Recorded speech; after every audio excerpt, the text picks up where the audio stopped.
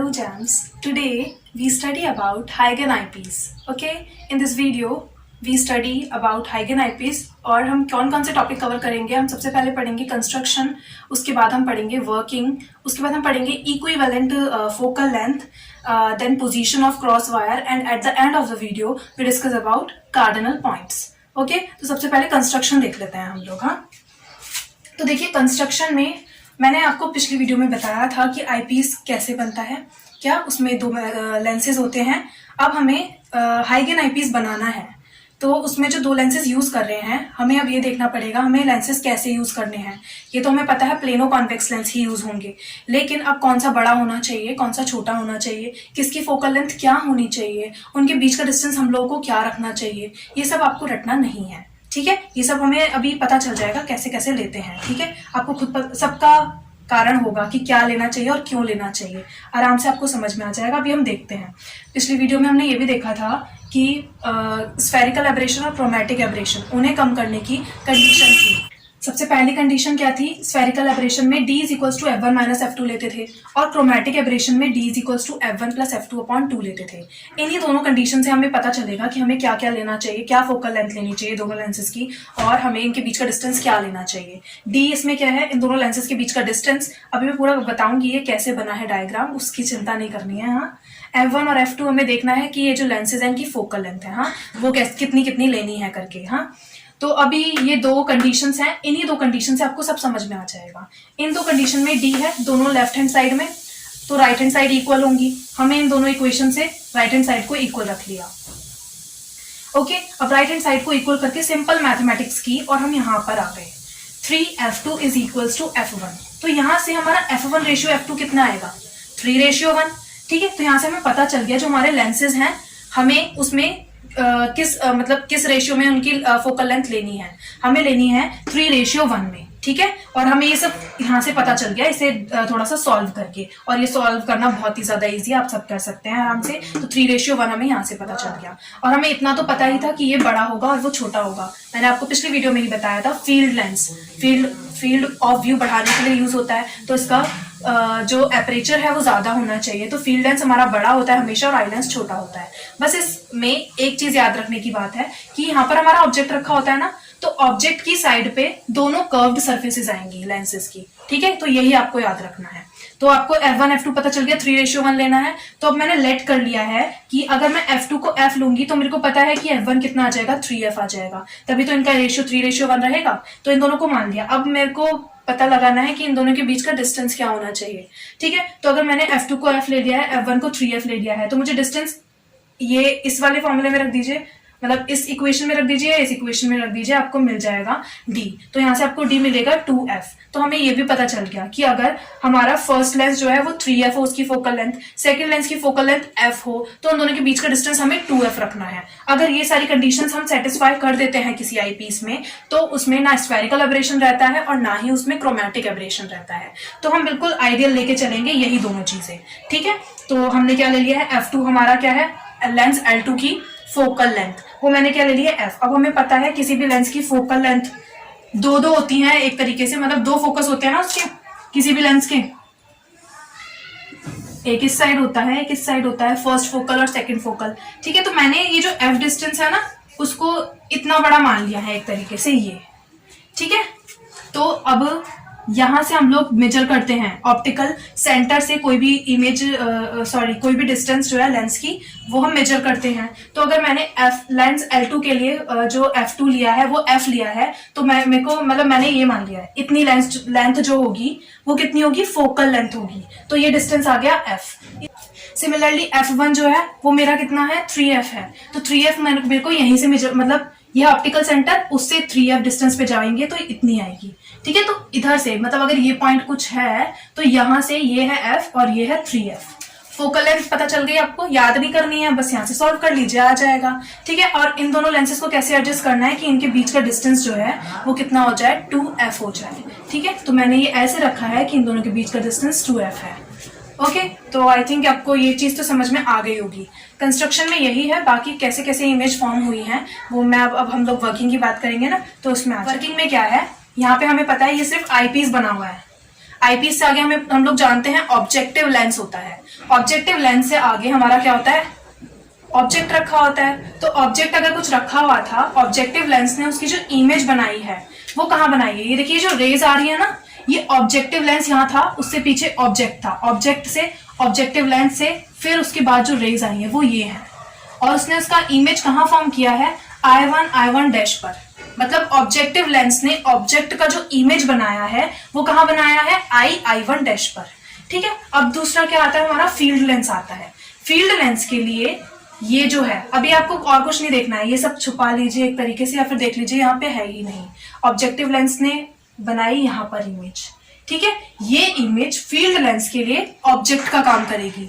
ठीक है, अब फील्ड लेंस का ऑब्जेक्ट हो गया ये, यहां से ये रेज आई इस टाइप से, इस पे आई, और उसके बाद इसका रिफ्लेक्शन यहां पर आके इन्होंने एक और इमेज फॉर्म करी। तो फील्ड लेंस के लिए ऑब्जेक्ट है I1 डैश, और उसकी इमेज कहां बन रही है, यहां पर जहां पे ये रेज कट कर रही है, I2 डैश पर। ठीक है, उसके बाद ये बन गई। अब यहां से रेज चलेंगी, किस पे जाएंगी, आई लेंस जो है। तो आई लेंस के लिए ये क्या हुआ, I2 डैश हुआ ऑब्जेक्ट, और इसकी जो इमेज बननी है वो हम लोगों ने, मैंने आपको पिछली वीडियो में बता रखा है कि जो फाइनल इमेज बनेगी वो इन्फिनिटी पर बनेगी। तो यहां से जो आई लेंस के थ्रू मैग्निफिकेशन होगा तो लास्ट में जो रेज जाएंगी वो पैरेलल जाएंगी। पैरेलल का मतलब है वो इन्फिनिटी पे जाके इंटरसेक्ट करेंगी। ओके, तो ये इस टाइप से बना था। तो यहाँ पे ये लिखा है, image formed by objective lens ने जो इमेज बनाई है वो है I1 डैश, और फील्ड लेंस ने इसकी जो इमेज बनाई है वो ये बनाई है, और आई लेंस ने इसकी जो इमेज बनाई है वो इन्फिनिटी पर बनाई है। आई थिंक आपको ये सब समझ में आ गया होगा। अब आपको एक चीज ध्यान से देखनी है, मैंने आपको पहले भी बताया था कि कोई भी लेंस है, अगर लेंस से अगर कोई भी रे पैरेलल आती हैं इस टाइप से, तो हम लोग जानते हैं कि ये किस पॉइंट से आ रही होंगी। ठीक है, ये फोकल प्लेन जो होता है, फोकल प्लेन के किसी ना किसी पॉइंट से आ रही होंगी, मान लेते हैं यहां से। ठीक है, और दूसरा क्या था, थोड़ा सा इसको हटाते हैं, दूसरा ये था कि अगर हमारा ये लेंस है, यहां पे अगर ये पैरेलल जा रही है किसके, प्रिंसिपल प्लेन के।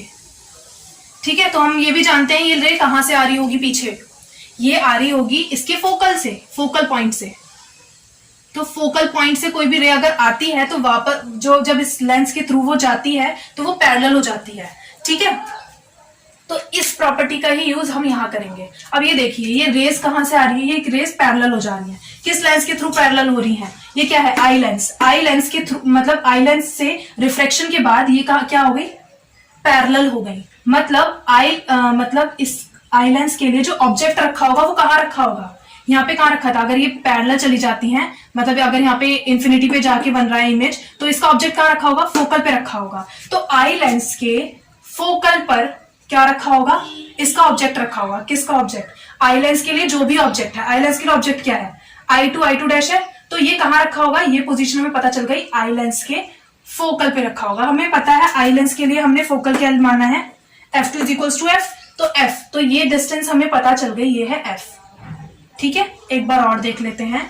आई लेंस है, आई लेंस के बाद जो रेज गई हैं वो पैरेलल हो गई हैं, पैरेलल हो गई हैं, तो इसका मतलब है ये कहाँ से आ रही हैं, ये जिस पॉइंट से आ रही हैं वहीं वो लेंस से कितनी दूरी पे होगा, वो फोकल लेंथ वाली दूरी पे होगा। तो इसके लिए ऑब्जेक्ट I2 डैश है, तो I2 डैश की O डैश से जो दूरी है वो होगी F।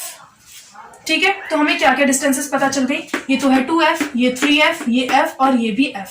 अब हम जानना क्या चाहते हैं, ये कहाँ रखा है भाई, ये I1 की पोजीशन हमें नहीं पता, तो अब हम वही फाइंड करेंगे कि I1 की पोजीशन क्या है। हाँ, तो अब हम किसके लिए, अब I1 किसकी इमेज है, मतलब किस लेंस के लिए इमेज का काम कर रही है, फील्ड लेंस के लिए। तो मैं फॉर लेंस L1 के लिए हम कैलकुलेशंस कर रहे हैं। अब सिर्फ आपको L1 देखना है, बाकी कुछ नहीं देखना है। L1 के लिए हमें U फाइंड करना है, V फाइंड करना है, F फाइंड करना है। ओके, तो इस कंडीशन में, सिर्फ इस कंडीशन की बात कर रहे हैं, उसमें मैं UV निकालना चाहती हूँ, U, V और F। आप ये तीनों को जानते हैं। U क्या होती है, ऑब्जेक्ट डिस्टेंस होती है। चलिए इन सबको 1 1 कर लेते हैं, क्योंकि ये लेंस L1 है तो इसका नाम भी क्या रख देते हैं हम, 1 1 रख लेते हैं।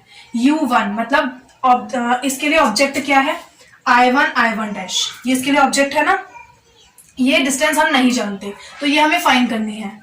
V1 इसका हमारी इमेज कहाँ बन रही है, I2 पर बन रही है इसके थ्रू। अब हमें ये पता है ये टोटल डिस्टेंस है 2f, ये है f, तो ये कितनी हुई 2f minus f is equals to f, तो ये हो गई f। ओके, अब f1 लेंस L1 के लिए जो फोकल लेंथ है वो कितनी है, ये है 3f, ठीक है, तो ये हो गई 3f। अब हमें क्या लगाना है, simple lens formula, lens formula लगाएंगे हम। वो क्या होता है 1/f is equals to 1/v minus 1/u। और देखिए ये सारे डिस्टेंस राइट हैंड साइड है, ऑप्टिकल लेंस से इधर की साइड मेजर की जा रही है तो सारी पॉजिटिव होंगी। हाँ, तो 1/f, इन सब में 1 1 लगा देती हूँ मैं, हाँ, क्योंकि हम लेंस 1 के लिए यूज कर रहे हैं। तो अब हमें इनकी सिंपल वैल्यूज पुट कर देनी है। ओके, तो 1/f1 की वैल्यू है 3f, V1 की वैल्यू है f और माइनस 1/u1 हमें फाइंड करना है। ओके, अब मैं u1 को यहां ले आऊंगी, 1/f अपनी प्लेस पे रहेगा और ये इधर जाके नेगेटिव में हो जाएगा 1/3f। ओके, यहां से हमें एलसीएम लेना है जो कि आएगा 3f² और यहाँ पे आएगा 3f माइनस f, तो यहाँ से आ जाएगा 2f अपॉन, वेट,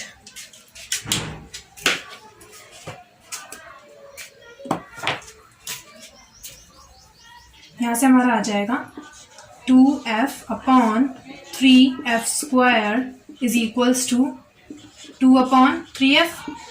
यहाँ क्या चल रहा था 1/u1, then u1 is equals to 3/2f। ये आ गई हमारी u1 की वैल्यू। तो u1 क्या था हमारा, I1 से O की डिस्टेंस जो है हमें पता चल गई है 3/2f है। इसे हम लिख सकते हैं 3/2f। कहाँ से कहाँ तक है ये, यहाँ से यहाँ तक है। हाँ, तो ये डिस्टेंस भी हमें पता चल गई। ओके, तो अब हमें सारी डिस्टेंसेस पता लग चुकी हैं। जब ये 3/2f है यहाँ तक, तो यहाँ से यहाँ तक भी 3/2f होगी, ठीक है। और अगर इतनी निकालना चाहें तो क्या करेंगे, 2f में से 3/2f को माइनस कर देंगे, ठीक है।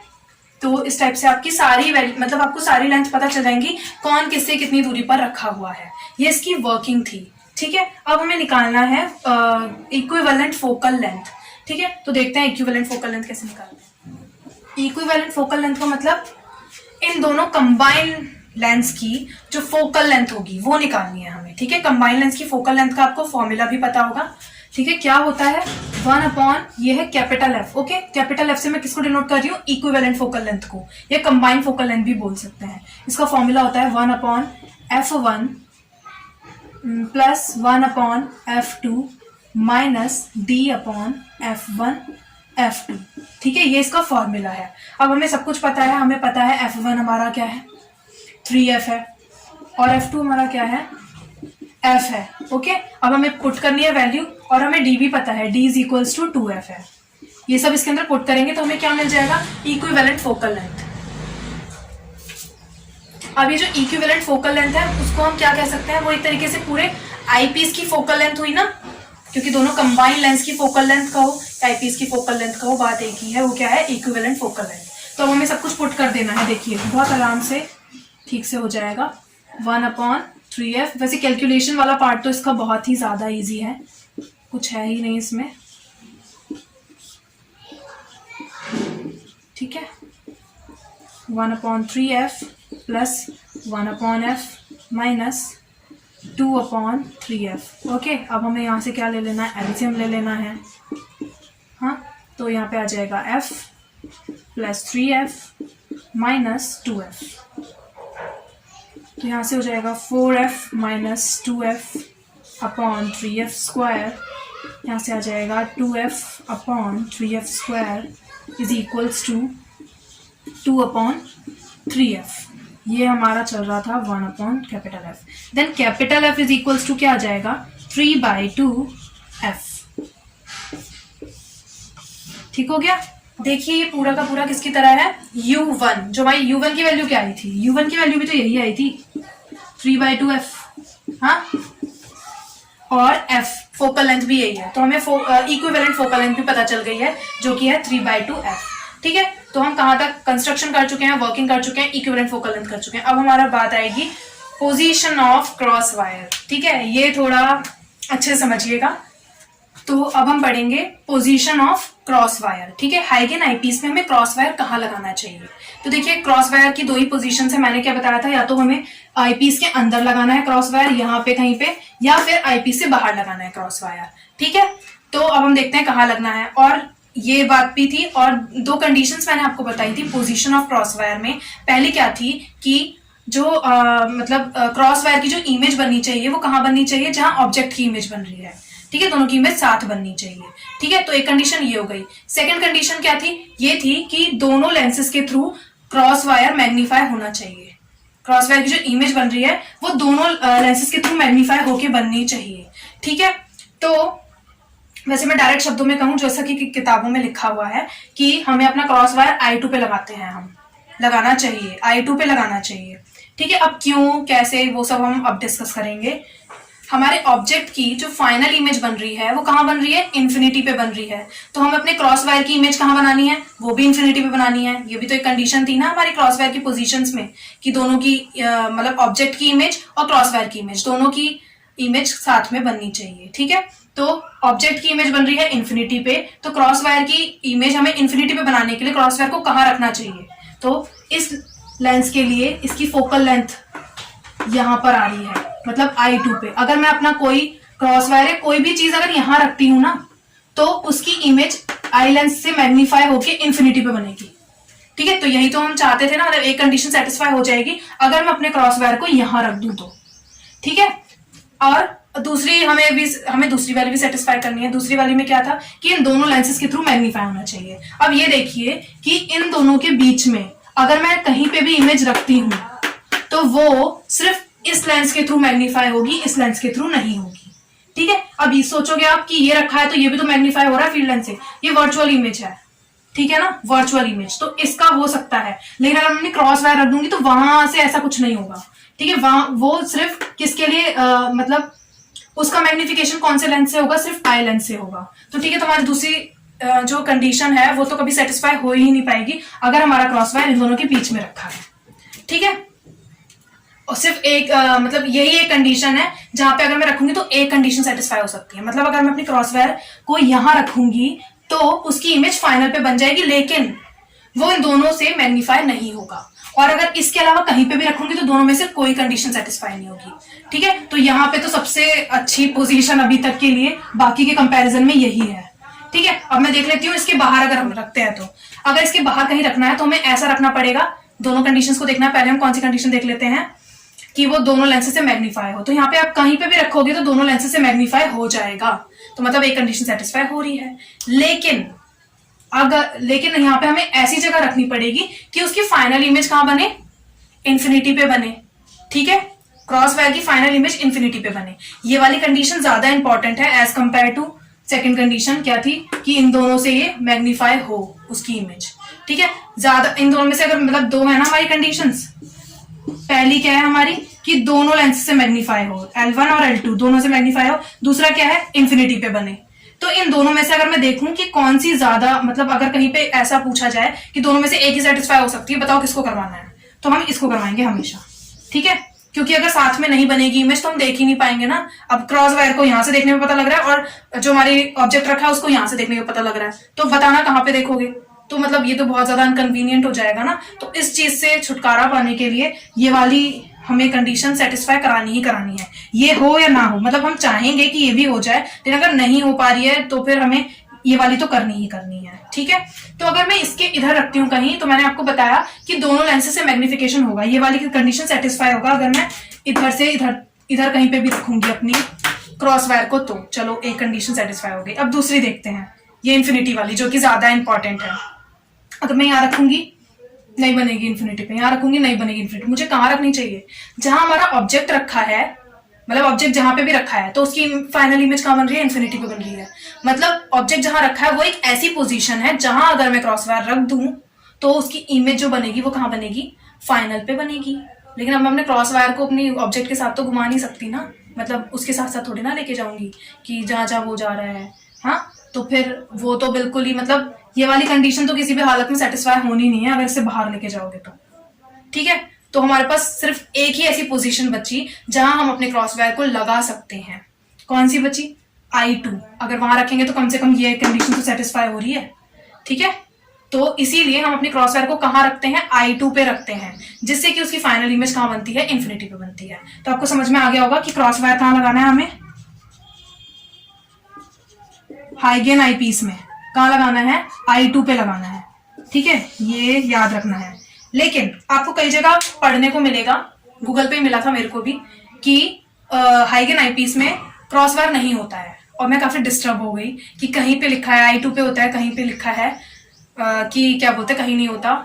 तो फिर थोड़े दिन तक मुझे आंसर नहीं मिला, बट फाइनली मिलना तो है ही। तो फिर मुझे मिल गया लास्ट में आंसर। क्या था कि हम मोस्टली अपना क्रॉस वायर हाइगेन आईपीस में यूज नहीं करते हैं, क्योंकि जब हम I2 पे अपना क्रॉस वायर रखेंगे तो उसकी फाइनल इमेज तो हमारी ऑब्जेक्ट की इमेज के साथ बन जाती है। लेकिन होता क्या है, उसका जो मैग्नीफिकेशन होता है वो सिर्फ एक लेंस के थ्रू होता है, जो कि है L2। तो क्रॉस वायर की इमेज जो है वो छोटी बन जाती है और जो हमारा ऑब्जेक्ट है उसकी इमेज होती है वो बड़ी हो जाती है। ठीक है, इसी वजह से हम दोनों को साथ में फोकस नहीं कर पाते हैं, इसीलिए हम क्रॉस वायर यूज़ नहीं करते हैं हाइगेन आईपीस में। लेकिन कुछ कंडीशंस में यूज करते हैं, और वो कंडीशन क्या है, अगर इस आईपीस के थ्रू ऑब्जेक्ट जो है उसका मैग्नीफिकेशन कम होता है, लो मैग्नीफिकेशन वाली कंडीशन में हम क्रॉस वायर यूज करते हैं, वरना हम हाइगेन आईपीस में क्रॉस वायर यूज नहीं करते। ठीक है, और लो मैग्नीफिकेशन में यूज करते हैं। अब जब हम यूज करते हैं तो कहाँ रखेंगे, तो I2 पे रखेंगे, और जब यूज नहीं कर रहे तो पोजीशन की बात ही नहीं होगी। ठीक है, तो मोस्टली हाइगेन आईपीस में क्रॉस वायर नहीं होता है। लो मैग्नीफिकेशन के केस में हमको अपना क्रॉस वायर कहाँ लगाना होता है, I2 पे लगाना होता है।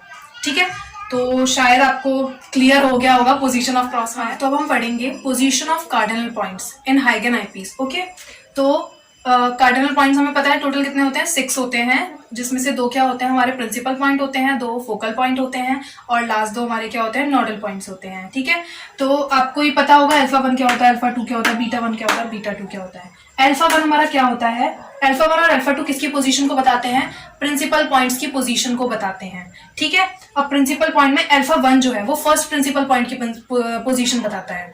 First principal point from first lens alpha 1 होता है, और अल्फा 2 क्या होता है, second principal point from second lens L2 से P2 की दूरी। ठीक है, और हमारा बीटा 1 क्या होता है, बीटा 1 और बीटा 2 हमें क्या बताते हैं, फोकल पॉइंट्स की दूरी बताते हैं L1 और L2 से। ठीक है, तो बीटा 1 होता है लेंस L1 से फोकल पॉइंट, जो फर्स्ट फोकल पॉइंट होता है उसकी डिस्टेंस, और बीटा 2 क्या बताता है, सेकेंड जो लेंस है उससे सेकेंड फोकल पॉइंट का डिस्टेंस। ठीक है, इनके ये फॉर्मूले हैं। ठीक है, अब हमें कुछ नहीं करना, इनके फॉर्मूले में ये सारी वैल्यूज जो हमें पता लग गई हैं, अभी हमने पीछे करी हैं, उन्हें पुट करना है और उनके कार्डिनल पॉइंट्स निकालने हैं। जब हमारे कार्डिनल पॉइंट्स आ जाएंगे फिर इन्हें हम ड्रॉ करेंगे। ठीक है, देखिए हम निकालते हैं, बहुत इजीली आ जाएगा। कैपिटल F हमारा क्या है, 3/2 F, और हमारा D क्या है, 2F अपॉन F2 कितना है, हमारा F है, ये F से F कैंसिल।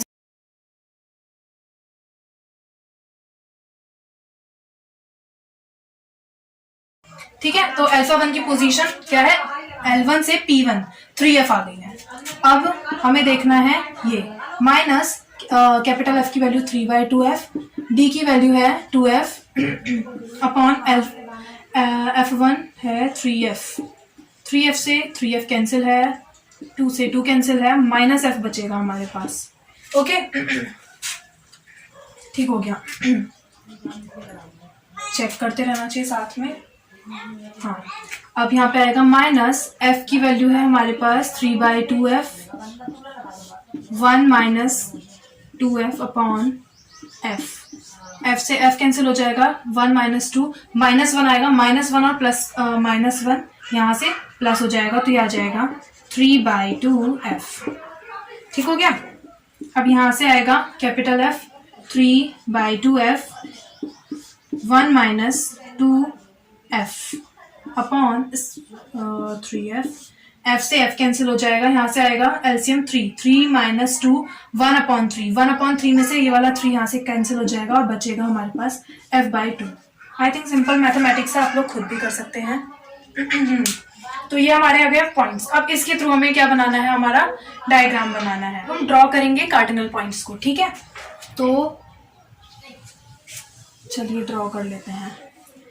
हमें पहले से ना हम लोग को देख लेना चाहिए कि क्या क्या डिस्टेंसेस हैं, कितने कितने एरिया में आएंगे, और एक मेजरमेंट लेके चलना होता है कि मैं इतने लेंथ को ये मान रहा हूँ करके, या ये इतने को इतना मानना है, ठीक है। तो वो पहले, और अपने पेज के हिसाब से, आपकी जो कॉपी का पेज है उससे बाहर ना निकले, इस बात का ध्यान रखना। कई बार क्या होता है, बच्चों का सेकंड फोकल पॉइंट आ रहा है कि उन्हें कॉपी से बाहर निकालना पड़ रहा है, तो वो सब नहीं हो, जिससे पहले से हम लोग को ध्यान रखना है, ठीक है।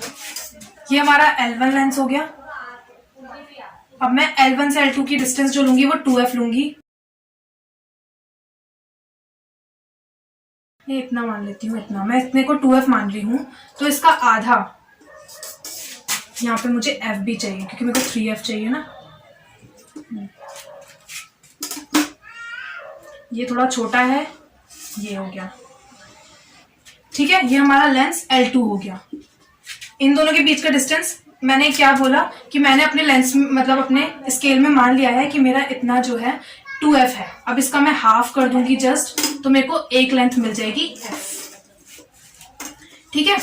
इसको मैंने o बोला था, o नहीं, हम इसी को L1 बोल देते हैं अभी के लिए, ठीक है, क्योंकि हम सारी लेंथ यहीं से नापेंगे। ये हो गया L2। मैंने इतनी डिस्टेंस को ले लिया है f और यहाँ से ये f, ये, ठीक है। तो मैंने FF का ले लिया है, और अब इन दोनों के बीच का डिस्टेंस मैं जानती हूँ कितना है, 2f है, ठीक है। और ये मैंने एक पॉइंट बना लिया है जहां पे यहाँ से f डिस्टेंस पे है, इसकी जरूरत पड़ेगी इसीलिए मैंने ऐसा किया है, हाँ। तो अब हम देख लेते हैं अल्फा 1 क्या देता है हमको, L1 से P1 का डिस्टेंस देता है। जो फर्स्ट प्रिंसिपल प्लेन होता है वहां से लेंस L1 का डिस्टेंस, तो L1 हमें कितना लेना है, 3f लेना है। अब 3f इस साइड लूं कि इस साइड लूं, पॉजिटिव है मतलब इस साइड लेना है। 1f 2f 3f, ये मैं पॉइंट पहले ही लगा चुकी थी। तो यहाँ पे अगर मैं एक परपेंडिकुलर ड्रॉ करूंगी तो वो मेरे को किसको बताएगा,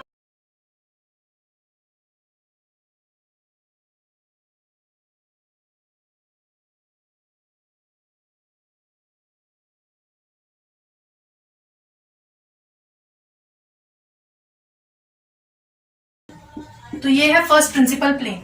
अब हम देख लेते हैं अल्फा 2 क्या बताता है, L2 से P2 की डिस्टेंस, ठीक है। मतलब लेंस 2 से मुझे P2 बताना है, वो कितना है, -f। f मेरा इतना है, इधर भी f इतना है, ठीक है। अब मुझे किस साइड लेना चाहिए, माइनस दे रखा है तो मतलब इस साइड लेना चाहिए, और ये मैंने पहले से मार्क लगा रखा था कि ये लेंथ f है, ये पूरी 2f है, तो इसके बीच मिड पॉइंट को आप लगा सकते हो आराम से। तो यहाँ पे जो मैं ये परपेंडिकुलर लाइन ड्रॉ कर रही हूँ, ये किसको रिप्रेजेंट करेगी, ये यहाँ पे तो P2 पॉइंट है, और ये कौन सा प्लेन हुआ हमारा, सेकंड प्रिंसिपल प्लेन, ठीक हो गया।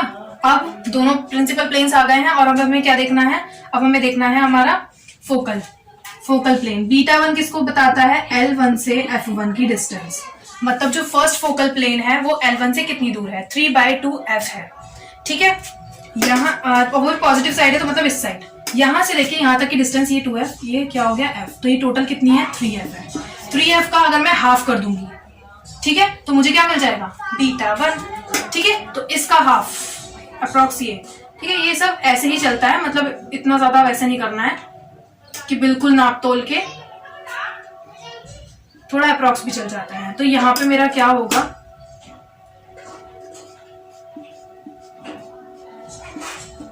ये मुझे कौन सा पॉइंट मिला है, F1, ठीक है। और ये यहां से कितनी डिस्टेंस पे है, 3/2f, ठीक हो गया। अब β2 क्या बताता है हमें, L2 से F2 का डिस्टेंस, तो जो कि है f/2, ठीक है। तो L2 से f/2 मुझे इधर देखना है, इधर देखना है, पॉजिटिव साइड देखना है क्योंकि पॉजिटिव दे रखा है। तो ये पूरा f है, इसका मिड पॉइंट हमें क्या देगा, f/2 देगा। तो यहाँ पे मेरे को एक परपेंडिकुलर ड्रॉ कर देना है,